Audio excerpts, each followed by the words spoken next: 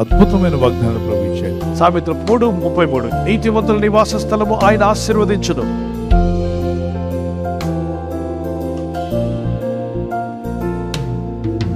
నీతిమంతుడిగా నువ్వు జీవిస్తానంటే నీ ఇల్లు, నీ నివాస స్థలంలో ఎక్కడ నివసించినా, అది అద్దె ఇల్లు అయినా, అది సొంత ఇల్లు అయినా, అది ఆశీర్వదించబడుతుంది. మనలో ఎవరు నీతిమంతులు? నీవు నమ్మిన, నేను నమ్మిన యేసుక్రీస్తు ప్రభు ఏమన్నాడు? నీతిమంతుడు. ఆయన నీతిమంతుని యొక్క రక్తం ఏమై ఉంది? నీతిమంతుని రక్తము. అయితే ఆ యేసుక్రీస్తుని నీ రక్షకుడిగా అంగీకరించి ఆయన రక్తంతో నా ఆత్మను, శరీరాన్ని, మనసును నేను కడగమని అడిగినప్పుడు, ఆ ప్రభువు నా రక్షకుడిని అంగీకరించినప్పుడు, ఆయన పరిశుద్ధ రక్తము, ఆ నీతిమంతుని రక్తము నన్ను కడిగినప్పుడు నేను ఎవరినవుతాను? ఒక్క పాపమైనా చేయని వాడు ఎవరు? ఈ ప్రపంచంలో చాలా మత గ్రంథాలు ఉన్నాయి, చాలా మంది మత నాయకులు వచ్చారు, చాలా మంది గొప్పవారి లోకంలోకి వచ్చారు, జీవించారు. అన్ని మత గ్రంథాల్లో మీరు చదవండి. ఏ ఒక్కరైనా ఒక్క పాపమైన నాలో ఉంటే చూపించండి. ఏ ఒక్క పాపం కూడా నాలో లేదని ఆజ్ఞాపించి, శాసించి, ఛాలెంజ్ ఇచ్చిన ఒకే ఒక్కడు నజరేయుడైన యేసుక్రీస్తు ప్రభు మానవ జాతిలో. ఆయన నీతిమంతుని యొక్క రక్తమును నువ్వు ఆశ్రయించావు కనుక నువ్వు నీతిమంతునిగా మార్చబడ్డావు.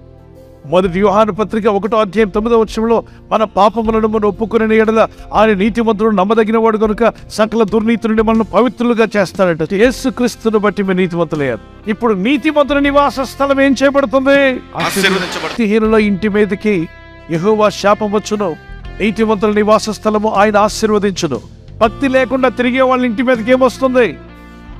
అందుకే భక్తి లేకుండా జీవించొద్దు, భక్తి లేని మాటలు మాట్లాడొద్దు, భక్తి లేని స్నేహితులతో సహవాసం చేయొద్దు. వాళ్ళ ఇంటి మీదకి వచ్చే శాపం నువ్వెందుకు పంచుకుంటావు? వాళ్ళకి భక్తి లేదా? దేవుడంటే భయం లేదా? వాళ్ళకి దూరంగా ఉండు.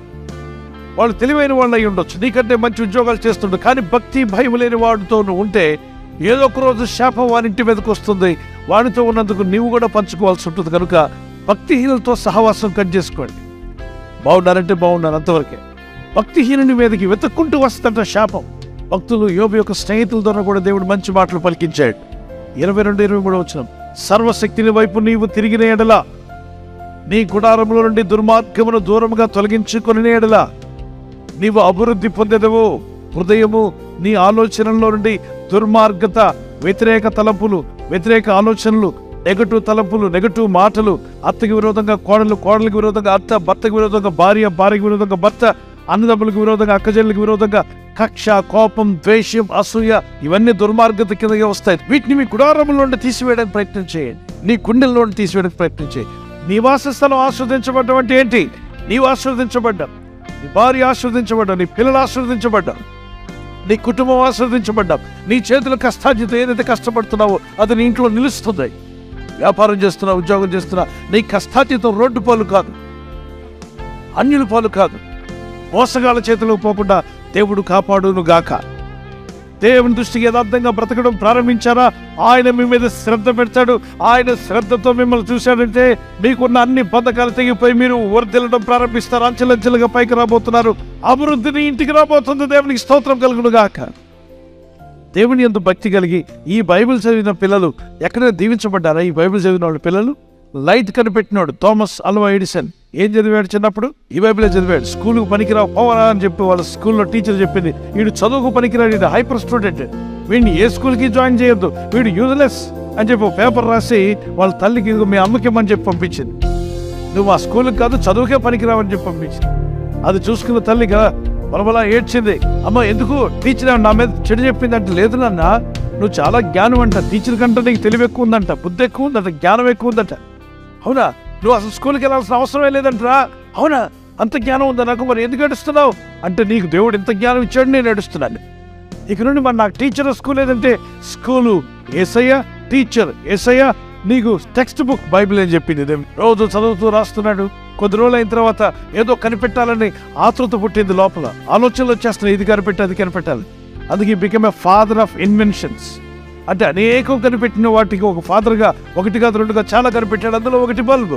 ప్రార్థించేయిల్లో ఎఫెసీ 6:18, 1 తెస్సలోనికై 5:17, మత్తయి 6:6, 7, లూకా సువార్త 11:9 నుండి 11 వరకు, మరి మత్తయి సువార్త 21 నుండి మరి 22 మార్కు సువార్తలో కూడా 11:20-24 వచ్చిన వరకు, మత్తయి సువార్త 18:20, లూకా సువార్త 19:1-6 వరకు దేవుని సన్నిధిలో ప్రార్థించండి, పరిశుద్ధాత్మలో ప్రార్థన చేయండి. 1 కొరింథీ పత్రిక 14:15 కూడా దేవుని ఆత్మ బలంగా కార్యం చేయాలంటే ప్రార్థించండి. ఆత్మను ప్రార్థించే వరకు ఉండండి.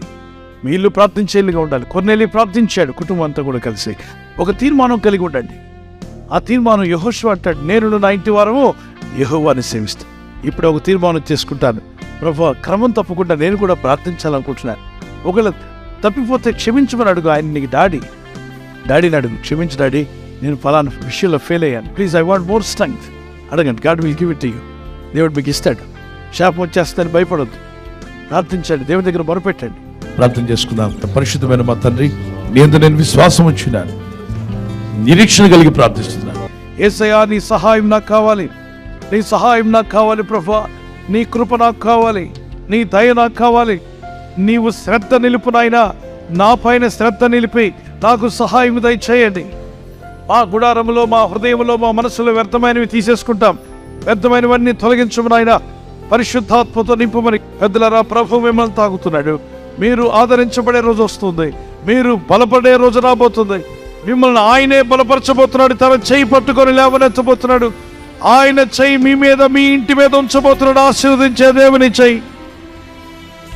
ఈ ప్రజలు ఉన్న కలవరము, భయము, ఆందోళన, రకరకాలైనటువంటి వేదనలు, వీరు పట్టి పీడిస్తున్న చీకటి బాధలు యేసు నామములో వీరి హృదయంలో నుండి, వీరి మనసులో నుండి, వీరి ఆత్మలో నుండి తీసివేయబడును గాక.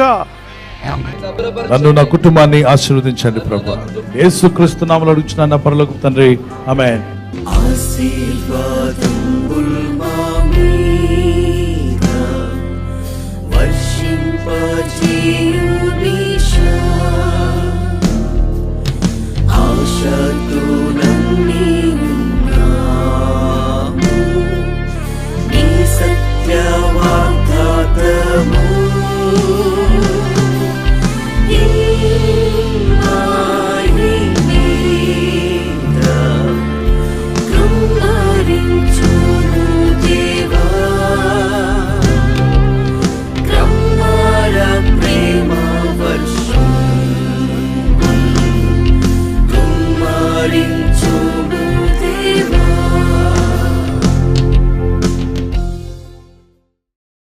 బర్త్డే జరుపుకునే వరకు happy birthday to you, many more returns of the day, God bless you. మీకు వాగ్దానం 1 పేతురు 3:9 ఆశీర్వాదమునకు వారసులగుటకు మీరు పిలువబడితిరి. మనం పిలువబడింది ఆశీర్వాదానికి కారకులగడానికి. ప్రార్థించండి, ఈ వాగ్దానం పట్టుకొని. May the lord bless you. Blessed happy new year to you. మరి ఎవరైతే యానివర్సరీ జరుపుకుంటారో మీ అందరికీ వాగ్దానం ద్వితీయోపదేశకాండం 31:8 నీ ముందర నడుచువాడు యెహోవా, ఆయన నీకు తోడయుండును, ఆయన నిన్ను విడువడు, నిన్ను ఎడబాయుడు. భార్య భర్తలుగా మీ ఇద్దరు ఈ వాగ్దానం పట్టుకొని ప్రార్థన చేయండి. Happy wedding anniversary, many more returns of the day, God bless you. ప్రభు మిమ్మల్ని ఈ వాగ్దానంతో బలపరచును గాక. భార్య భర్తకు లోబడాలి, భర్త భార్యను ప్రేమించాలన్న ఈ ఆజ్ఞకు విధేయులైతే మీ ఇల్లు అద్భుతంగా ఉంటుంది, కుటుంబం సమాధానంగా ఉంటుంది. దేవుని చిత్తం నెరవేర్చే కుటుంబంగా మీ ఇల్లు ఉండును గాక. God bless you. ఈ ఛానల్ మీరు సబ్స్క్రైబ్ చేసుకోవడం వలన 2 పనులు జరుగుతున్నాయి. ఒకటి, సువార్త జరుగుతున్నది, ఆత్మలు రక్షించబడుతున్నాయి. రెండవది, పేదలకు, అనాథలకు ఈ ఛానల్ ద్వారా సహకారం అందించడం జరుగుతుంది.